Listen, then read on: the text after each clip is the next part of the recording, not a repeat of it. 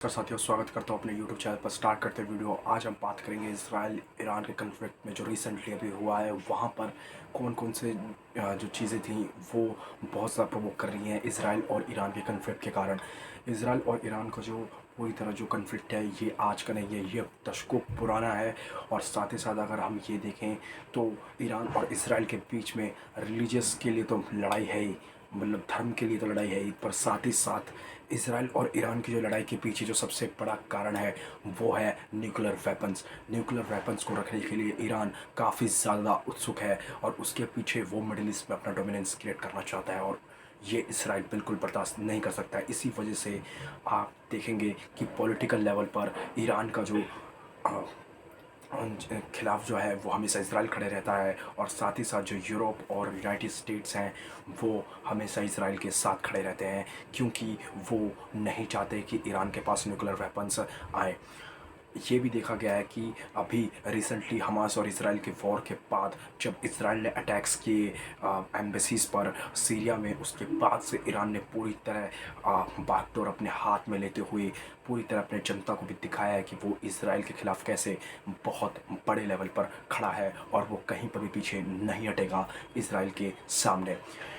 और ये भी अंदेशा लगाया जा रहा है कि इसराइल और ईरान अब बहुत बड़े युद्ध के करीब है। मिडिल ईस्ट में जो युद्ध है वो ऐसे ही आगे नहीं बढ़ता जब तक इसराइल और हमास वॉर के बाद से इसराइल और ईरान भी आमने सामने खड़े दिखाई दे रहे हैं। मिडिल ईस्ट में जब भी युद्ध होता है उसके पीछे कारण मोटा मोटी दो देखे गए हैं। एक है जियोग्राफिकल लोकेशंस और दूसरी चीज़ है न्यूक्लियर वेपन, और तीसरी चीज़ है धर्म। धर्म बहुत बड़ा फैक्टर है मिडिल ईस्ट में युद्ध के लिए, और मिडिल ईस्ट में युद्ध का कारण जो है वो धर्म हमेशा रहा है। इसराइल हमास वॉर के पीछे भी कहीं ना कहीं धर्म है, और धर्म को हमेशा ही एक तरीके से एडवांटेज लेते हुए वहाँ के जो रिलीजियस ग्रुप्स हैं, वहाँ के जो रेबल्स ग्रुप्स हैं, वो हमेशा ही एक दूसरे के खिलाफ लड़ते रहते हैं। अगर हम सीरिया की बात करें तो वहाँ पर भी आईसिस ने रिलीजियस सेंटिमेंट्स या रिलीजन धर्म को लेते हुए ही वहाँ पर सीरिया और इराक में अपना कंट्रोल पूरी तरह अपने हाथ में लिया था। और ईरान इस वक्त इसीलिए भी ज़्यादा ताकतवर दिखाई दे रहा है। हूती रिबल्स, हिजबुल्लाह और हमास, यहाँ पर इनके पीछे जो बैकिंग है वो ईरान का सबसे बड़ा है, और ईरान ये चाहता है कि इन तीनों की मदद से वो इसराइल को तीनों तरफ से घेरे।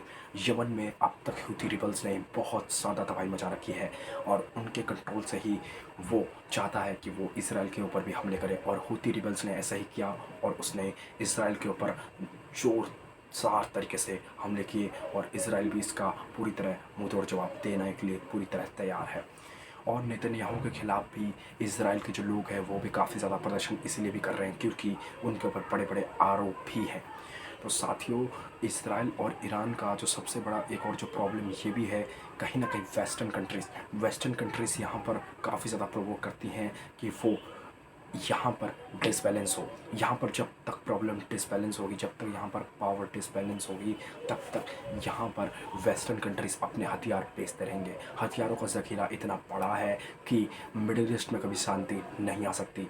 और यूनाइटेड स्टेट्स भी इसका बहुत बड़ा एक ज़िम्मेदार इसलिए भी है क्योंकि यूनाइटेड स्टेट्स ने इसराइल को इतने ज़्यादा हथियार बेच दिए हैं इसराइल हमास वॉर के अंदर कि आपको पता भी नहीं होगा। बिलियंस ऑफ डॉलर्स के हथियार यूनाइटेड स्टेट्स ने इसराइल को बेच दिए हैं। और इसी वजह से आप देखेंगे कि रशिया यूक्रेन का वॉर भी धीमा हो चुका है, क्योंकि ईरान ने अपने हथियार अपने पास रखना स्टार्ट कर दिया है, क्योंकि कभी भी इसराइल के ख़िलाफ़ लड़ाई जंग छिड़ सकती है।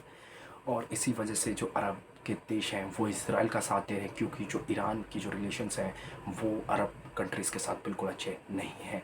और ईरान ये भी चाहता है कि वो सऊदी के बाद सबसे ज़्यादा इम्पोर्टेंस कंट्री बने, और सऊदी का जो डोमिनेंस है वो ख़त्म हो। यहाँ पर अरब और ईरान आमने सामने खड़े हैं, और वहाँ पर मिलिट्री लेवल पर इसराइल और ईरान आमने सामने खड़े हैं। तो साथियों, ये पूरा मिडिल ईस्ट का जो पॉलिटिक्स है, जहाँ पर आपको ईरान, सऊदी, अरब कंट्रीज़ और इसराइल भी दिखेंगे। तो साथियों, आपका इस पर क्या विचार है कमेंट करके ज़रूर बताना। सब्सक्राइब करना बिल्कुल मत भूलना चैनल को।